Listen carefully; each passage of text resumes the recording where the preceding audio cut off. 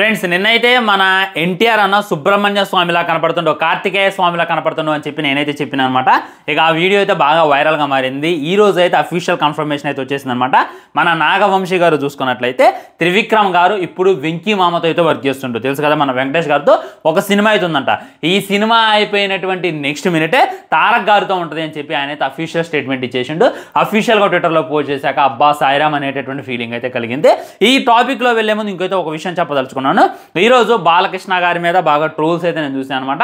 ఒకసారి short video చూసాను. బాలయ్య బాబు గారి బర్త్డే రోజు ఫ్యాన్స్ అంతా కలిసి బాలయ్య బాబు గారు బర్త్డే చేశారు. అక్కడ ఏం జరిగిందంటే బాలయ్య బాబు గారు మీసం ఊడిపోయింది. ఊడిపోవడంతో గమ్ము గమ్ము అని చెప్పి అరుతున్నారు అనమాట. దీన్ని పట్టుకొని ప్రతి ఒక్కరు ట్రోల్ చేస్తున్నారు. నాకు అర్థం కావట్లా. ఆయనే చెప్పిండు నాదంతా పెట్టుడు జుట్టు పెట్టుడు మీసం అని. షూటింగ్ నుండి డైరెక్ట్ గా వచ్చిండు. అక్కడ షూటింగ్ జరుగుతుంది, ఫ్యాన్స్ పిలిచారు, ఫ్యాన్స్ ఫీల్ అవుతారని చెప్పి డైరెక్ట్ గా వచ్చిండు. దాంతో ఆడు మేకప్ మ్యాన్ ఎదవో సరిగ్గా ఎవడో మేకప్ వేయలేదనమాట. దానివల్ల మీసం అయితే ఊడిపోయింది. ఇప్పుడు ఉన్నటువంటి హీరోస్ లో 90% గ్రాఫిక్స్ లో బాడీని చూపిస్తున్నారు. 90% గ్రాఫిక్స్ లో మొత్తం ఫేస్ ని మొత్తం గ్లో వచ్చేటట్టు ఏదో లుక్ ఉన్నట్టు చూపించుకుంటున్నారు. కానీ ఆఫ్లైన్ లో చూసుకుంటూ వాళ్ళంతా వరస్ట్ గా ఉంటున్నారు అనేటటువంటిది మనందరికీ తెలుసు. వాళ్ళతో పోలిస్తే బాలయ్య బాబు గారు చాలానే ఆ డేర్ అండ్ డాషింగ్ ఆయన డైరెక్ట్ గా చెప్పిండు నా అన్ని పెట్టుడే అని. దీని అయితే ట్రోల్ చేయడానికి లేదనమాట. చాలా మంది నీచులు పని కట్టుకుని టార్గెట్ ట్రోల్ చేస్తున్నారు కదా, వాళ్ళకి ఈ వీడియో డెఫినెట్లీ వాళ్ళకైతే ఈ వీడియో షేర్ చేసేయండి. చూశారు కదా, ఇందులో ఏంటంటే బాలయ్య బాబు గారు తన బర్త్డే అయితే సెలబ్రేట్ చేసుకున్నారు. బర్త్డే సెలబ్రేట్ చేసుకునేటటువంటి టైంలో ఫ్యాన్స్ అందరూ కూడా కేక్ ఇచ్చారు. వాళ్ళతో మాట్లాడేటటువంటి టైంలో తన మీసం అయితే ఊడిపోయింది అనమాట. మీసం ఊడిపోవడంతో గమ్ ఇవ్వండి అంటే ఇది పట్టుకొని చాలా మంది అయితే ట్రోల్ చేస్తున్నారు. ఒకటి చెప్తాను గుర్తుపెట్టుకొని, ఆయన షూటింగ్ నుండి డైరెక్ట్గా వచ్చిండు. ఇప్పుడు నేను చెప్తాను కదా, అఖండ సినిమాలో అంత గడ్డంగా అన్ని ఒరిజినల్ గానే కాదు, అదంతా కూడా పెట్టుడు గడ్డమే, అవన్నీ కూడా పెట్టుడు మిసాలే. ఇదే విధంగా ఒక సీన్ అయితే షూట్ చేస్తున్నప్పుడు డైరెక్ట్గా షూటింగ్ నుండి బయటకు వచ్చేసిండు. దానివల్ల ఊడింది. దీన్ని బట్టుకొని ట్రోల్ చేయాల్సిన అవసరం లేదు. ఆయనే చాలాసార్లు ఆయన నోటితో చెప్పిండు అదంతా పెట్టుడు జుట్టు పెట్టుడు మీసం అని. దీన్ని బట్టుకొని చాలా మంది నీచులు నికృష్టులు ట్రోల్ చేస్తున్నారు కదా, వాళ్ళకైతే నేను ఒకటే సమాధానం చెప్పదలుచుకున్నా. ఏ హీరో అయినా సరే ఇప్పుడు ఉన్నటువంటి 90% హీరోలు గ్రాఫిక్స్లో తమ యొక్క బాడీని చూపించుకుంటున్నారు. గ్రాఫిక్స్లో ఫేస్ని మార్పు చేసి చాలా అందంగా వచ్చేటట్టు కూడా చూపించుకుంటున్నారు. వాళ్ళ ఆఫ్లైన్ లుక్స్ ఒకసారి చూడండి, వాళ్ళ మూవీలో లుక్ ఒకసారి చూడండి, మీగా క్లారిటీ అవుతుంది. నేను ప్రత్యేకించి ఏ హీరో పేరు చెప్పలా. ఆ హీరో ఎవరు అనేటటువంటిది మీరు కామెంట్ బాక్స్కి వెళ్ళండి, మన వాళ్ళు అయితే కామెంట్ చేస్తారు. అదైతే చెప్పదలుచుకున్నా. దీన్ని ట్రోల్ చేసే ముందు ఒకసారి ఆలోచించుకొని, మిస్టేక్ చేయడం అయితే సహజం. దీన్ని పట్టుకొని ఎవరు కూడా ట్రోల్ చేయొద్దు అనమాట. నెక్స్ట్ వచ్చేసి త్రివిక్రమ్ గారు మన ఎన్టీఆర్ కాంబినేషన్లో సినిమా వస్తుంది. ఓకే, ఇది మేము యాక్సెప్ట్ చేస్తాం.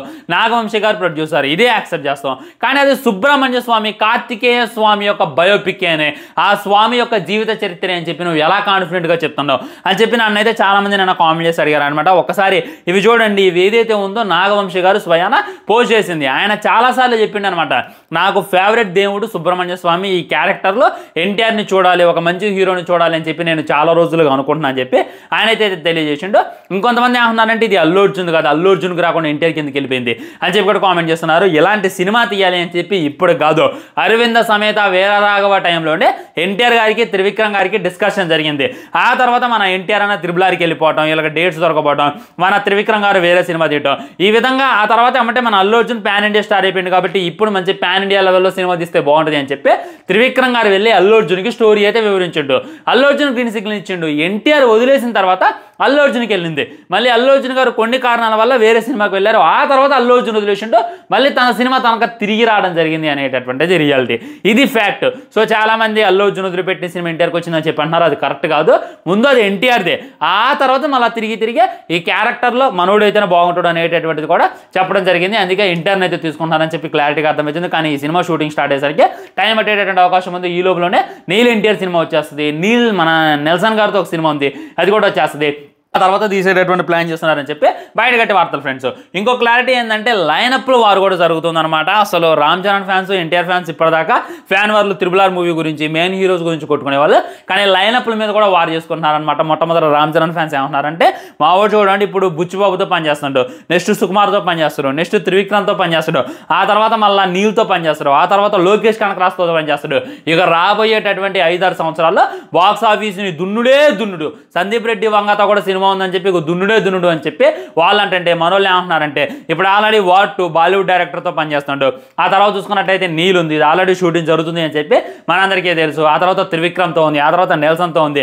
ఈ విధంగా రాబోయేటటువంటి 5-6 సంవత్సరాల్లో ఎన్టీఆర్ అన్న కూడా బాక్స్ ఆఫీస్ని డాగి స్టైల్లో మింగుతురు అని చెప్పి కూడా వీళ్ళు కొట్టుకుంటున్నారు అనమాట. ఇప్పటిదాకా హీరో క్యారెక్టరైజేషన్, డ్యాన్సులు, యాక్టింగ్ గురించి ట్రోల్ జరిగాయి, కానీ లైనప్ గురించి అయితే ఇది అవుతుంది అనమాట. దాంతో ప్రభాస్ ఫ్యాన్స్ కూడా మా ప్రభాస్ అన్న లైనప్ చూడండి అని చెప్పి కూడా అంటున్నారు అనమాట. కానీ ఇక్కడ బాధపడేది ఎవరంటే పాపం మహేష్ బాబు గారి ఫ్యాన్సే. ఎందుకంటే ఇప్పట్లో లైనప్ ఏమీ లేదు అనేటటువంటిది మీకు తెలుసు, నాకు తెలుసు. రాజమౌళి గారి సినిమా అయిపోవాలంటే ఇంకా 5 సంవత్సరాలు పట్టింది.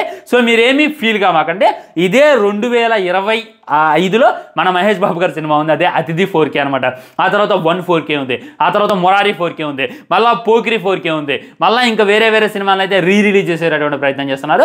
ఈ విధంగా ఈ హీరోలందరూ కొత్త సినిమాలతో లైనప్లు పోటీ పడుతుంటే మన మహేష్ బాబు ఫ్యాన్స్ మట్టికి నిజంగా నిరుత్సాహపడాలన్నమాట. సో మీరేం బాధపడమాకంటే ఒకటి చెప్తానో గుర్తుపెట్టుకోండి, ఈ హీరోలందరూ తీసేటటువంటి సినిమాలన్నీ ఒక ఎత్తు, రాజమౌళి గారు మహేష్ బాబు గారు తీసేటటువంటి సినిమా ఒక ఎత్తు అనేటటువంటిది రియాలిటీ. అది ముందు మీకే అర్థమైతే సినిమా వచ్చిన తర్వాత దాని రిజల్ట్ అయితే మాట్లాడిద్ది అనేటటువంటి వాస్తవం. ఇది ఫ్రెండ్స్, ఎన్టీఆర్ గారు అప్డేట్ అయినా, మన బాలకృష్ణ గారు అప్డేట్ అయినా, మహేష్ బాబు గారిది తదితర హీరోలు మీకు అన్నీ వచ్చేసాయని చెప్పి నేనైతే అనుకుంటున్నా.